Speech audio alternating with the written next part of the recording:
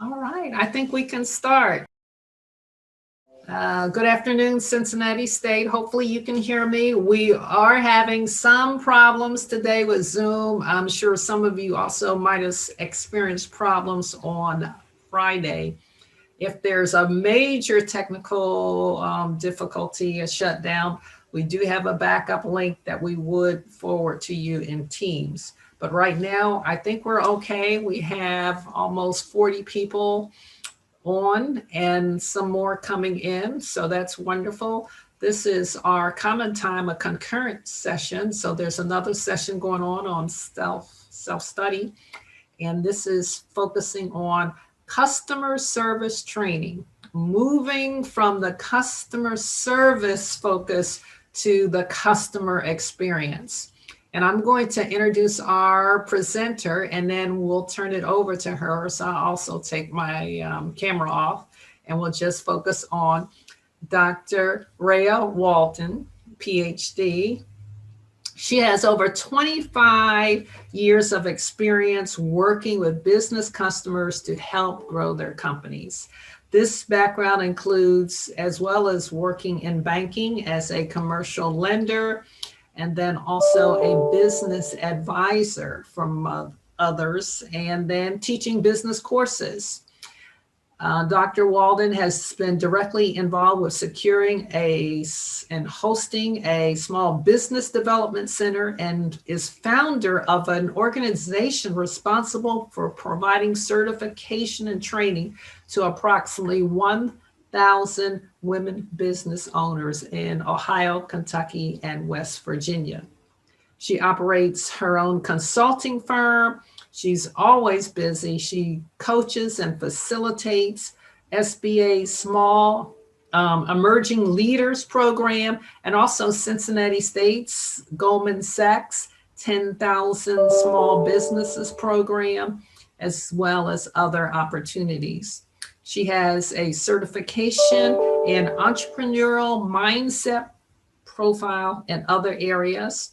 She has degrees in accounting, management information systems, and also political and economic studies. She has really done a tremendous amount of work, and we're so thankful for what she's done at Cincinnati State, helping us in different ways. And on a personal level, she, in her spare time, likes to bead.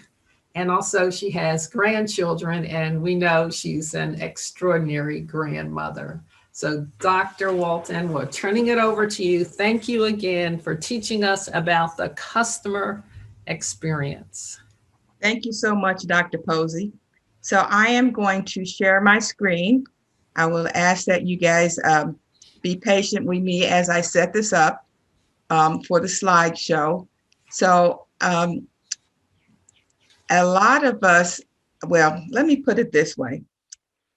When I first started my career, a lot of the work, we always talked about customer service and taking care of the customer and making sure the customer is right. But as time goes by, and here we are 30 years later, more, but I'm not going to share that part with you. It's really about the customer experience and how that customer experience impacts how your customer may relate to you. And so I'm going to go through some slides, and then at the tail end, after I do the presentation, I'm going to share with you some tools so that if any of you all have an interest is wanting to like dig a little bit deeper within your area or within your department, I can provide some tools that will help you get through that. And so there's some things that are foundational about customer service, and I'll go through those foundational things, and then we'll go through some things to look at. So I want to put this definition that I got off the website because I thought it was a really good definition. It talks about the difference between customer service and customer experience is that customer service is a component of the customer experience and is focused on human interaction and supporting customers. But the customer experience is the sum of the entire customer journey with your business. And so as we think about this from the perspective of Cincinnati State it starts with that first moment when someone answers the phone and says Cincinnati State, and there's a, you'll hear me say consumer, but there's a potential student or parent on the other side of the line, and they are starting to connect with the school and make some decisions about how they perceive us based on that interaction that they have with whoever answers that call the first time. And that translates all the way through their whole journey with Cincinnati State. It doesn't stop once they get admitted. It doesn't stop when they graduate because they become alumni. So again, that customer experience is from start to infinity and beyond, as you might see on the Toy Story. So I want you guys to think about that as you are thinking about customer service and versus customer experience. This is some examples. Again, another sample off the internet. The customer experience is more proactive. Customer service is reactive, meaning that the experience is that you're anticipating what's going to happen to that customer, how that customer might engage, and preparing to serve that. Whereas on a customer service mindset, you're reacting. What happens when they come? You do what they need to do, but you don't do it until they reach out. A customer experience looks at the customer journey and building a long-term relationship. And I like to think about that customer journey as being, it starts with maybe you, but you may have to forward them to somebody else who may have to forward them to somebody else. And so that becomes a journey. It's not just a one interaction. Whereas a customer service is that one and done. And you just think about it maybe from the perspective of what am I going to do? But again, we provide a much broader scope of activities. Again, the overall journey of the customer. Customer service, again, is almost like a transaction. And then in here, it talks about customer experience. There are three main components. Customer service, which we said earlier was the technology. And we certainly have learned about how important technology is over these last 14 months. And then there's design. And what I'm going to focus on a little bit today is try to kind of sort of at least frame it up for you all, is the design piece. What does it mean to have a design? And then, there's a certain skill set for services, but we're going to look at this whole design of how we might want to design an experience for potential students. So how does it start? So it starts with the mission and the customer, and this is the foundational thing. When Cincinnati State says that their mission is providing access, opportunity, and support in achieving success for students seeking exceptional technical transfer and experiential cooperative education and workforce training. Every last one of those words, everything about this mission is about the experience that the customer's going to have. And when you look on here and it says access, exceptional technical transfer, experiential education, again, that is an experience that they're going to have with us. It's not the do, because we can deliver the service, but we want to think about this from a experience perspective. It's also tied to the values. And so our values is the potential for growth and the respect, it's success. We expect each student's background and celebrate their potential for professional growth and career successes. So when you look at that, think about that from a perspective of how do we create an experience for our students so that they know that we are respecting them and celebrating them. The same thing with innovation.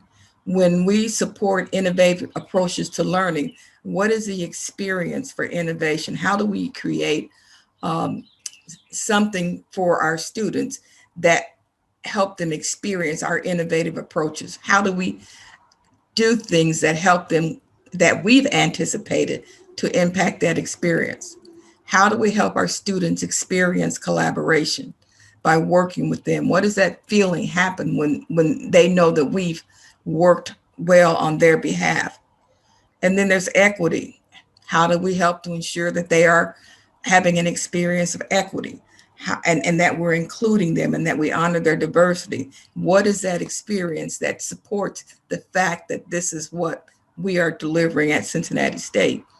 And then there's the experiential learning. We promote experiential and lifelong learning. That can tie into the programs that we create, the classes that we have, those things that we do. Again, this can happen for our alumni, existing and other members of the community. And I'm gonna pause here for a moment and ask you all to reflect. We are all consumers, and as consumers, we all have gone into a space or a place where you have walked in the door, and there was something about that place in some situations that really made you feel good about being there, or it really turned you off about being there.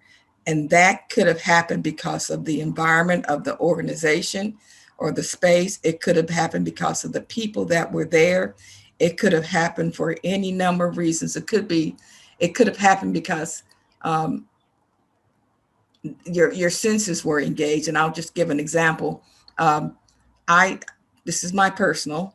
I really, really, really get turned off if I go into a grocery store and as soon as I walk in the door, I know they have a seafood department.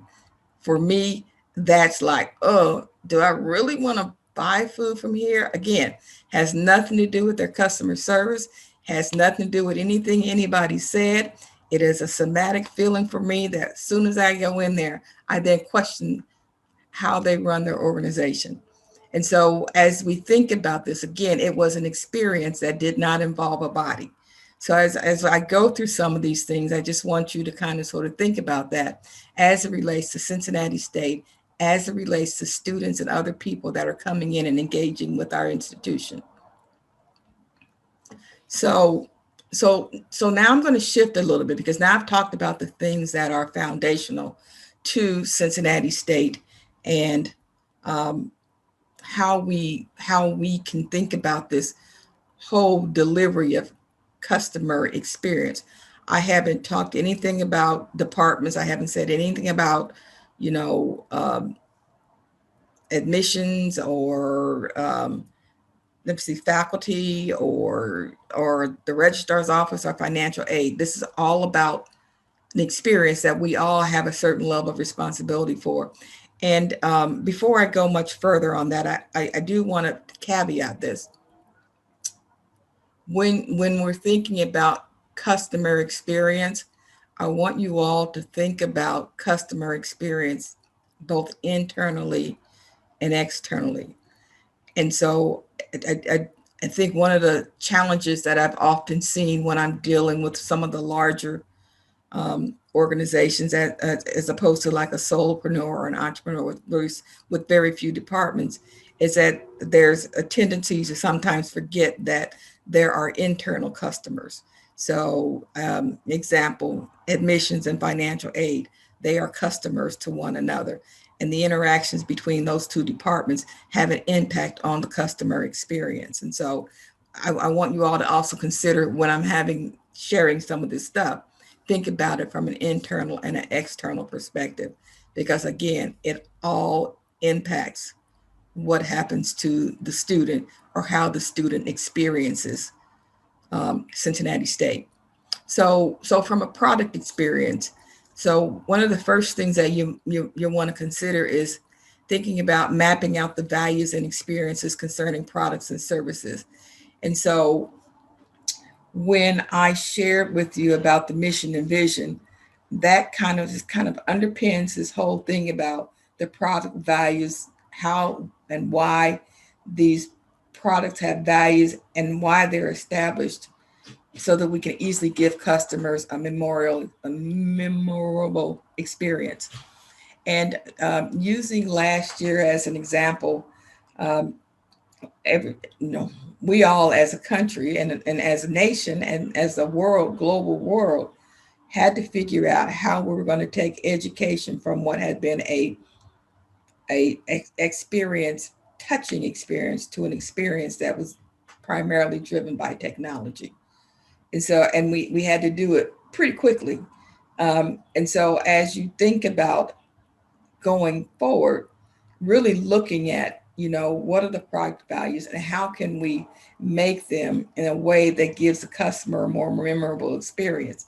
So how do we engage them on technology? How do we help them form groups? How do we help them experience an instructor um, that is really good because they pace and they engage the students within the audience, but now they have to figure out how to engage students on this screen with this screen face to face. Then we also have um, programs that require students to come in. They can't really come in because they had to use technology and equipment that wasn't readily available. We had to shift gears fairly quickly to allow them to have that experience, that hands-on experience, that that in an environment where we had to stay 6 feet apart and mask up. So again, thinking about what that product experience, how they're going to use our services, how we make that a memorable engagement. And then these are all components of a good experience. And so when we talk about customer experience, just think of all of these are things that need to be considered. They're not mutually exclusive. They're all of them are on a spectrum of they all need to be in place. And so create better experiences at each touch point. I mentioned earlier that touch points are the first person that answers the phone, whether it's a switchboard or whether it's admissions, if it's financial aid, if it's a department, a faculty person. Um, there's even if they walk in the building and there's a maintenance person that they come across, or the housekeeping, security, all of those are touch points, and all of those touch points have an opportunity to create an exceptional customer experience or not. And so I think as we think through how can we create an exceptional experience regardless of where that touch point occurs. And so if you map out each different touch point and describe what the customer feels and experience at each of them, you can get an idea of how to create a better experience. And so in organizations, when I'm working with a larger organization, I would typically have them break this down by department and have each department kind of sort of map out what are the touch points in their department and how do they create those touch points in a way that is exceptional for the client. And so um, understanding that and looking at that, everybody has a role. Um, and then in a broader picture, then we kind of sort of put that all together, because then the other component over how does each department deliver to the customer is then how can the departments work jointly to ensure that that delivery is consistent. And then one of the things is to think about the experience theme and decide how to express it. And so when you think about deciding how to express a specific company theme through different activities, we can create a common thread throughout the experience. Um, and this is, um, I would say I would use Disney as an example. The theme for Disney and the experience that they want people to have is that they want everybody that comes to that park to have fun and enjoy themselves. And so we can all conceptualize everything that Disney does is to make sure that people have fun. That's it. Now they might have bigger words than that, but I think you all can get the gist of what I'm saying is that no matter where you go in Disney, no matter which ride you ride, no matter what restaurant you eat at, no matter which hotel you stay at on their property, you're going to have fun. It's going to be an exceptional experience. Um, and as a matter of fact, Disney's customer experience model has so much popularity that they figured out how to sell it. And now it is a product for them. And they actually do, companies pay for training their staff and their folks to have the Disney experience. So they found a way to capitalize on something that was their a strategy about how they wanted their customers to feel. And I think this one is important because it ensures that there's consistency no matter where you go. We don't think about this a lot, but there is an emotional experience that you want customers to experience. And this goes why figuring out the kinds of feelings we want to create with the customer, you can get inspiration on how to design products, services, and events. Again, using Disney as an example, they want people to be happy, they want people to have fun, and that's how they design everything that happens. The other thing that I think is really interesting about Disney is that they so they have this movie side and they have this theme park side, and they have found a way to bridge their movie side and their theme park. So they take, here's our movies, we're going to sell it, and gosh darn, let's create some rides and games and experiences around Star Wars. Let's create some rhymes and experience around the Little Princess. I mean, everything that they do as an organization is tied to the themes and the different things that they want to do. Again, they're such a great example to talk about. Again, happy people are happy, um, except for those kids that are worn out. So now the experience change. So what does that really mean? It's about coming up with experiences for all business processes. And so we will typically do a process map. Um, in businesses, we'll map it out and say, here's what's going to happen. You pick up the phone, you greet them, you answer the phone within 30 seconds, you da da da da da. I think you guys get my drift, my drift. But in old school, I say old school, back when I first started and we're talking about customer service, you didn't really talk about, we talked about what we're going to do, but we didn't talk about how that was going to impact the client from an experience perspective. We only talked about it from getting it done. And so when you do it from a getting it done, it doesn't really take into consideration how is that experience going to help the client. And you can almost guess when you make a call to someplace and you're talking to someone and they're answering your question, but they're trying to hurry up and get you off the phone. And that translates into, I've got 30 seconds to answer this call. If I don't answer this call in 30 seconds, then I've messed up. And so the experience isn't necessarily about how does it make the customer feel to be hurried up. The experience is about how do I um, get this done in the maximum way possible, in the minimum number of minutes as possible. Again, you may then lose an opportunity to create an experience for a client that is valuable. Um, I example, I have I bought a home warranty about a year ago, and I never had an opportunity to use it, so I never had any interactions other than purchasing the home warranty. But I did have an opportunity about a month ago when my refrigerator went out.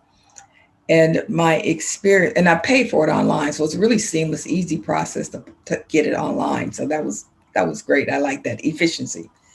But when I make the phone call to get the service, um, the response was, "We're very busy, and it's your call is expected to be answered in the next 45 minutes." So I had to hold on the phone for 45 minutes just to talk to somebody to see how the warranty was going to go. When I got to the 45 minutes and I finally talked to someone, the conversation was, we have to send somebody out to see if the refrigerator is really broken so that we can make a decision about whether or not you can get a new one. Well, guess what? I had a refrigerator full of food. So did I really want to wait 2 or 3 days for somebody to come out and check my refrigerator to see if I needed a service repair or if I needed a new refrigerator? No, I just basically hung up. Again, that was an experience. that wasn't focused on me as the customer. It was a fear experience focused on the company and what worked for them. And when the other end of the conversation is, yeah, I did cancel the membership because it was no value to me. So again, as you're thinking through how you set up and how your business processes are set up, are those processes set up to create a great experience for the customer? Or are those processes set up to create efficiencies for your organization? And sometimes they're not on the same page.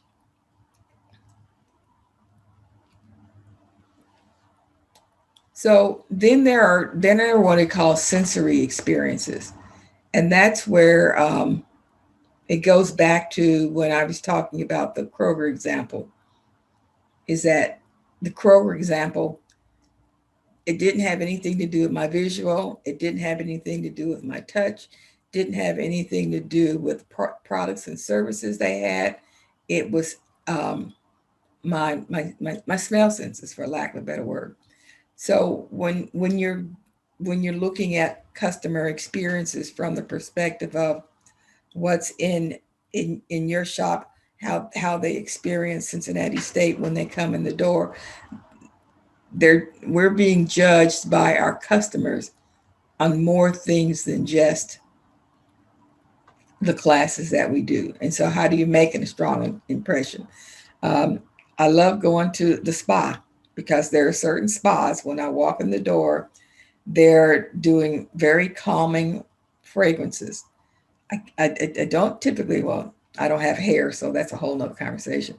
But if you go to a hair salon and they're doing a lot of chemical product, then you walk in and you can smell hair dye, you smell perm to processing. Again, totally different sensory perception, and having those senses that create lasting impressions. You know, I always remember the sauna that has the great smell, and it smells so good that even though I came for one spot treatment, I made sure I took some of that aroma with me. And when I use it, it gives me that same level of relaxation. So again, I'm going through these things that kind of sort of highlight and pinpoint some of those things to consider when you start talking about experiences, and where do those experiences come from. If you got some place where it's super duper cold, it's always cold, not a good experience. If you go someplace where it's super duper hot, not a good experience. So thinking about it in your area, or where you're at, what kind of sensory experiences are you providing? um, and think about those places where you may have been, or you visited, that didn't provide that sensory component of it. Um, Going back to Disney, you know, the kids love it when one of those big Disney character comes and hugs them. And you know what? They haven't said anything. They just gave him a hug. Again, all of that from the Disney perspective is to make sure that everybody has fun.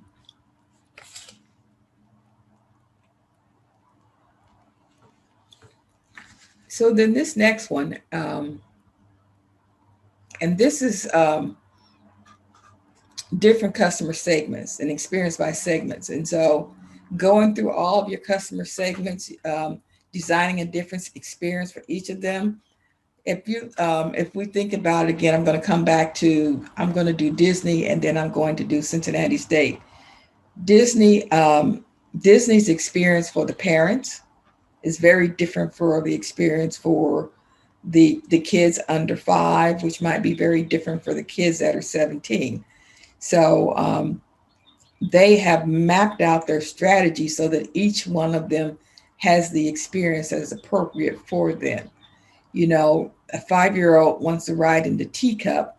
The teenagers might want to ride on, I think, is it the Beast? I don't know, some great big mega roller coaster. And then from um, a parent or a grandparent's perspective, grandparent might want some place where they can sit and watch, and a parent might, they might want some place where they can go sit down and have a cocktail. there, it's all kind of sort of mapped out so that everybody in the family has the experience that makes sense for them. And so if I talk then about Cincinnati State, the experience is the students that we're looking at. It's the parents that might be for the students, but all of our students aren't coming out of high school. We have some more mature students. We have some students that have already had some college, but haven't graduated with a 4-year degree or a 2-year degree. They're all coming to us for different needs and different reasons, and understanding and recognizing what those needs and reasons are. Some are very cost sensitive. Some are need a little more work. All of them are different, and a one size fits all doesn't necessarily address the experience needs for everyone. And so if you're thinking about transitioning from customer service to customer experience, really thinking about who are your customers, because they're not all the same.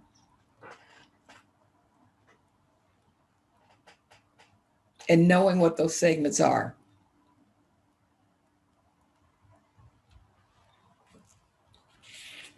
The next thing I'm going to switch gears just a little bit, because there is this whole thing about how do you do this? How do you um, make decisions about creating a solid customer experience in the market? And this is looking at key information that you have on market players, and figure out what you can learn from them. You know, I jokingly say I'm the Google goddess. I can scan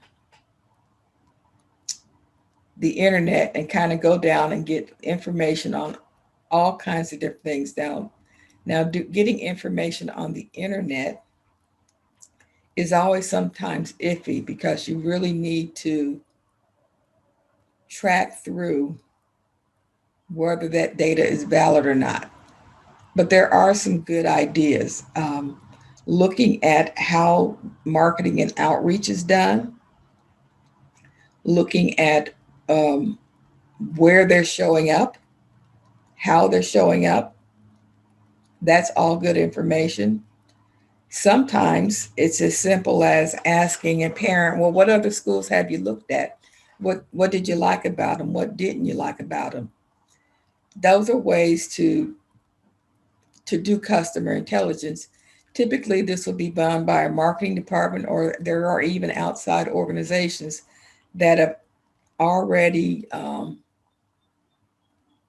already had that data, and make it available. But I'm a firm believer in Google. And sometimes we all have friends. We may have a friend that works at another organization that could tell us how that works. Again, it's really about um, understanding what the norms are in the market, and kind of sort of leveraging that. So I have a question mark here. Are there? I'm going to stop sharing, and then I'm going to switch over to share some additional documents, because there are tools that can help you go through this. But I want to see if there are any questions. Um, if there are anything in the Q&A that someone might want to ask about this, and if not, let me go to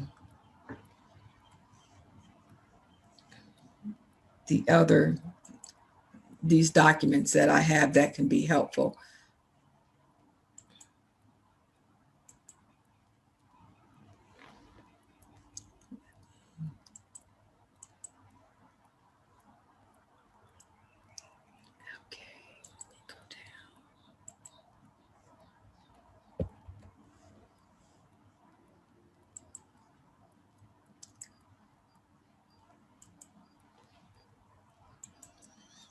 Okay, so sometimes people, if this is something that you want to learn about, this is a worksheet that I use occasionally with clients, and it really kind of sort of helps to map out um, what might be helpful in terms of understanding the emotional experience that you might want to create with customers. And so if you'll notice, this sheet is mapped out in different levels. So it looks at the spiritual level, mental level, emotional level, physical level. These are um, just different things that you can use to help you map out. I see that Sharon raised her hand.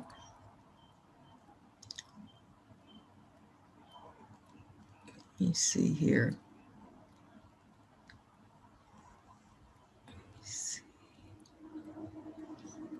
Sharon, can you ask your question in the chat?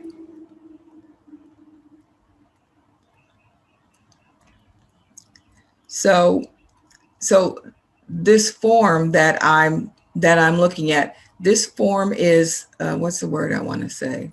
This is a fillable form. And so what you would do with this as you map through it, and again, this is a form that I use. There are other tools out there that can help you look at your customers, look at these things to get a response. And so if the spiritual level is meaningful and it's low importance, um, and then what experience might you want to create? You might want to create an experience of comfort, calmness, or whatever. You can plug that in there.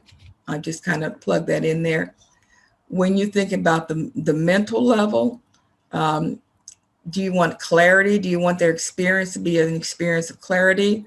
Do you want to touch them at the emotional level, um, showing them that you appreciate them, that you respect them, that you want to be involved in community? You can check these emotions and plug in what they are. And so if it's about physical well-being and comfort right now, that's a big deal. And if it's about making them comfortable, what things can you do? Well, we've got the 6 feet and mask. Once you go through there, you can kind of sort of map these things out. And once you map these things out, they really do kind of help you then create that process that you need to create. Let me show you a different one. This is an experience theme. And this particular tool, you talk about the different kinds of themes. You can do shapes, colors, but it talks about themes. And this is the broader one. This is about themes expressed as the products. We talked about products. We talked about communication, how you express them in marketing, how you express them in facilities. And again, you just document this. So again, these are tools to kind of help you map this out. And you don't have to use these tools. The point I'm trying to make is that if you find a thing that can help you create these for your customer, and again, I said customer internal and I talked about customer external, that is where you can add value and you create a customer experience. Again, I'm not talking about a customer, not talking about customer service where you're reacting to them asking a question. We're talking about a planned strategy to help them um, address whatever experience that they want to have. And so there is a question about, will the forms be available to access after the session? The answer to your question is yes. If you drop me an email, I will make sure that I can send you the forms and the slide deck. And so there are multiple forms, and I will go back. There is a whole series of forms. Let me go back to the forms and share.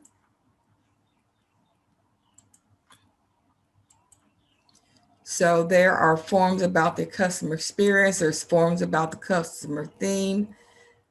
There are, this is 1, 2, 5, just these things. motions.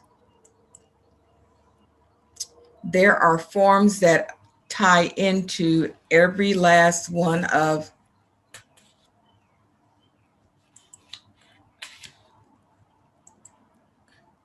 I'm gonna there is a form that ties into every last one of the themes that I talked about. So there's an emotional theme, there's an experience theme, there is a chain theme, the experience chain. There is a theme that talks about sensory perception, and that's really about making the experience that perceive different senses. And so when you're thinking about senses, and when I'm saying senses, there's emotion, there's touch, there's smell, there's auditory, there's visual. I know I'm missing one, um, and I don't know what it is, but each one of those themes have a document that can help you kind of sort of map that out. And so there are a couple other things.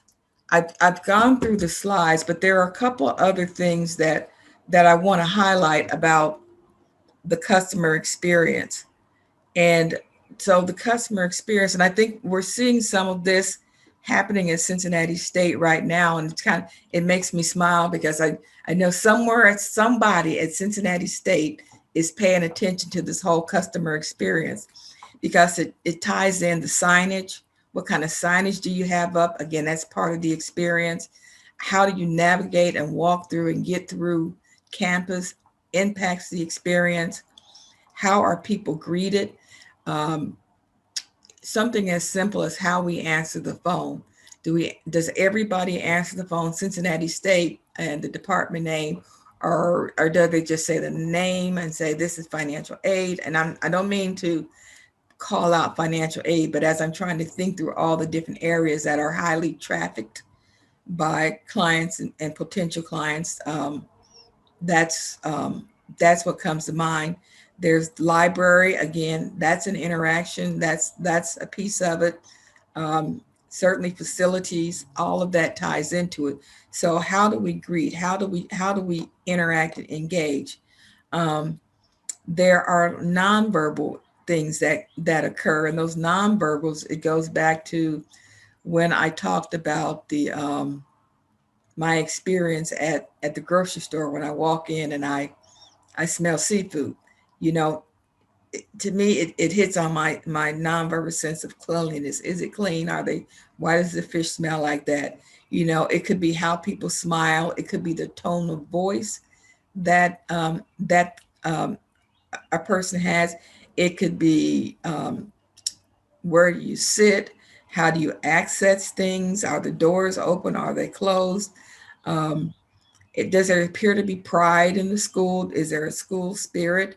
Um, do you are people leaving happy so that they're sharing a happy story? I mean, that in and of itself is a nonverbal experience that while we can't control it, we can manage it. And manage it meaning ensuring that everybody has a good experience. And then there's branding, which you know I smile because I call it the Cincinnati State green. We have certain things, we have a certain look that is all about Cincinnati State. Um, Other things to consider when you're talking about the experience, and I said I'm not going to talk about technology, but technology is a larger piece of it, and that relates to how do people navigate. And we just got the website updated. Again, that was based on the customer experience because people felt like maybe it wasn't as effective as it could be. So now we've got this new website that's maybe a little bit more user friendly.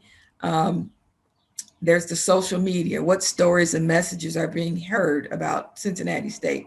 I've seen a real uptick of what's out on LinkedIn and what's happening on Twitter and some of those other sites that I leverage. Again, it's all about creating that experience for folks. What does that advertising and messaging look like? Does it look like it's all inclusive? When I see something that says Cincinnati State, Do I feel like they're talking to me? And is that conversation positive? Um, I was just one of the clients in one of the GS programs. I never considered it before, but built my awareness about. He primarily does marketing. He does marketing for people that have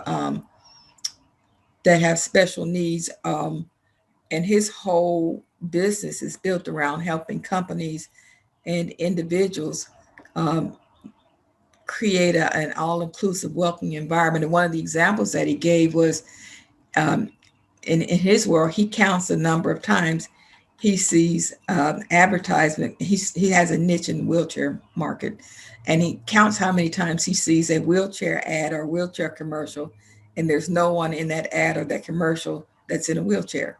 And his comment is, how can you say that you're targeting this market if you're not advertising in a way that includes them? So I thought that was really eye-opening, because I just never considered the fact that I want to see people that look like me, even in that industry.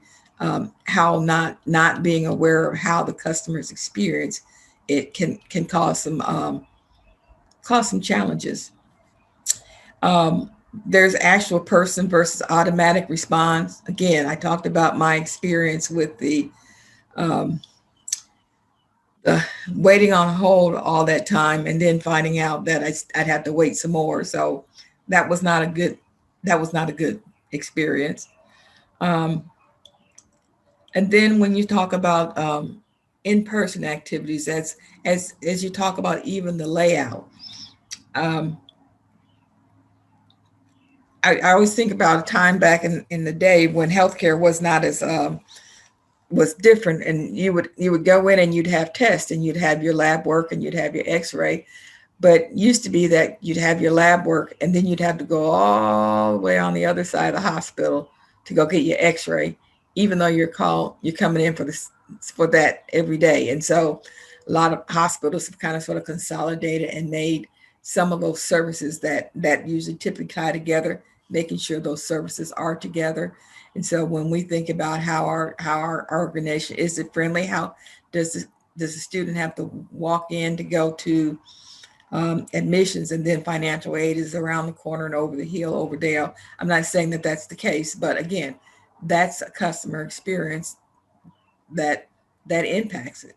Um, they talk about the grocery stores all the time. Well, there's a saying that, you know, put the things that they need in one place, and the things that they don't need in another. Because if we make them walk all through the store, then they get to see stuff that maybe they didn't want, and there can be an impulse buy. So it all kind of sort of plays out, and there's a rationale. Um, it's all the same, and so that's all I have for this customer service, customer experience. But what I'm going to ask you all, like I asked my clients, um, how are you contributing to the customer experience? Are you ensuring that they have an experience, or are you doing a transaction? Because relationships are built on an experience. They're rarely built on a transaction. Transactions are usually one and done. And be mindful of how you engage internal partners, because ultimately that internal partner is also creating an experience, or maybe creating an experience for a consumer. And if they can't deliver because they're waiting for something from you, or you can't deliver because you're waiting for something from somebody, it all still translates to, how does that work for the customer? And so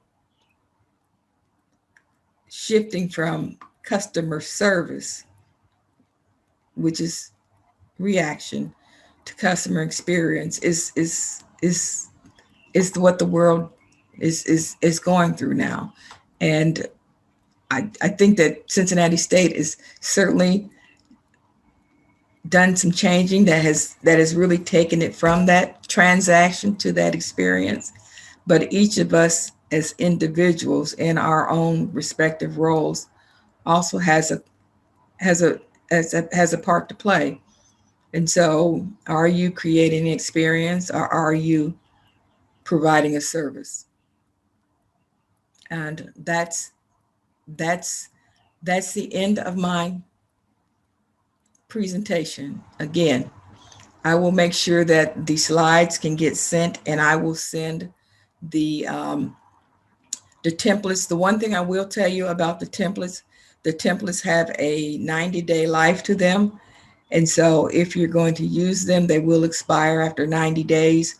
If you want to use them more than once, you can take the original, save it, and then type over it or do another. And if it does expire on you, just drop me a note and I will resend them again. So, all right. Thank you. Thank you. There's opportunity for other questions in the chat. If anyone wants to put them in or follow, you could also follow up by email. So I think those forms would be very helpful as we think holistically about customer service. And I'm sure everyone's busy, so finishing up before 4 is not a bad common time schedule. So we want to thank Dr. Walden and also Workforce Development Center for providing this support. And I'll just tell everyone, have a great afternoon.